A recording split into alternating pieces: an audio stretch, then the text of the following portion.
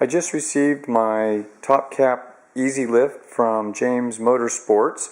It arrived as scheduled and in very secure packaging, so I thought I would do a little video of the setup and how it works.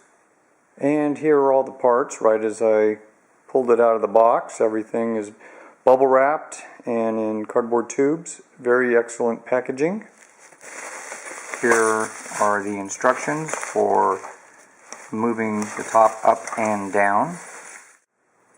Additional warning instructions that came highlighted. Additional detailed instructions that came with the winch handle about how exactly to install the winch handle. And here are the assembly instructions. We will start here and I'll keep you updated as we move along. All the parts laid out just before I start assembly.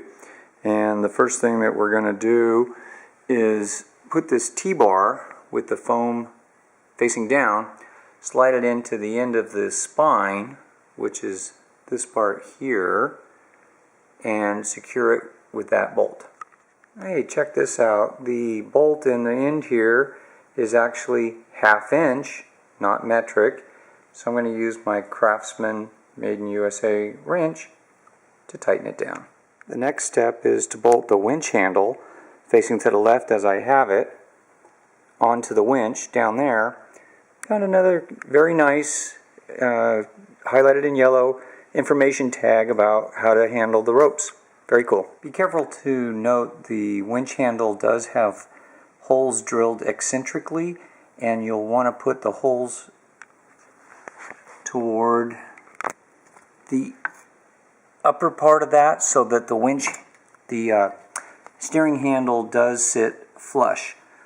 So it'll go in just like that.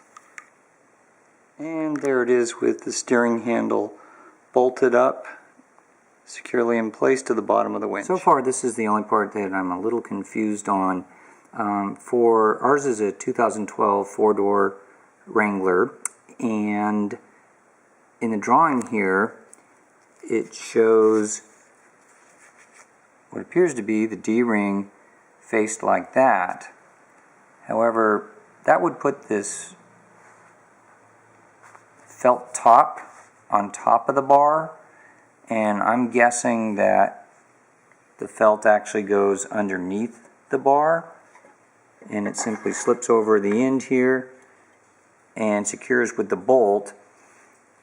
The diagram here is not terribly clear on that, so I will let you know later if indeed felt down is the correct position.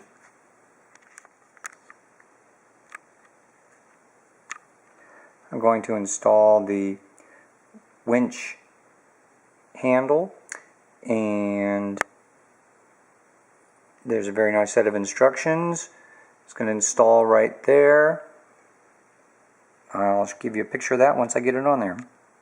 And there you have it. That took a 7/16 inch socket. Okay, the diagram shows the strap going underneath the unit, so that is how I have it set up. And now my job is to put this bar, which has these D-rings, up there to be able to lift the top. Okay, we've gotten the pulley system installed up on the garage. As you can see, I have a finished garage, so it was a little bit of a challenge. But our struts across rather than 2x6s or 2x4s, so it was fairly easy to get it into it. It seems very secure. And so next we'll try seeing if we can get this threaded through there. The next step is to thread the ends of the rope through the bracket up on the ceiling. Our ceiling is 13 feet 4 inches, and they told me they gave me enough rope to do that. So that's going to be the next step, is to actually hang the car top carrier off of the bracket in the ceiling. Okay, here we are with the lift suspended. They gave us plenty of rope for it to go all the way to the ground, and you just have to tie kind of a stopper knot up at the top with the little aluminum bracket. But all that's left to do now is to crank it up and try it on the car. Okay, here we are with the unit all installed, and I'm going to do a test rise by cranking clockwise. The unit raises up. If I let go of the crank, it doesn't come down. I can lower it down a little bit. It stops right there. It doesn't come down.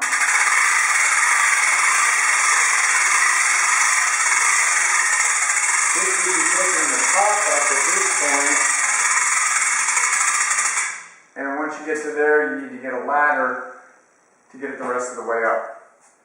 And there's a side view of the lift all the way up. We think we have the front strap correctly adjusted, about 4 inches to 6 inches above the back with no lift on it. And tomorrow we'll try taking the lift off the car, and we'll give you some video on that too.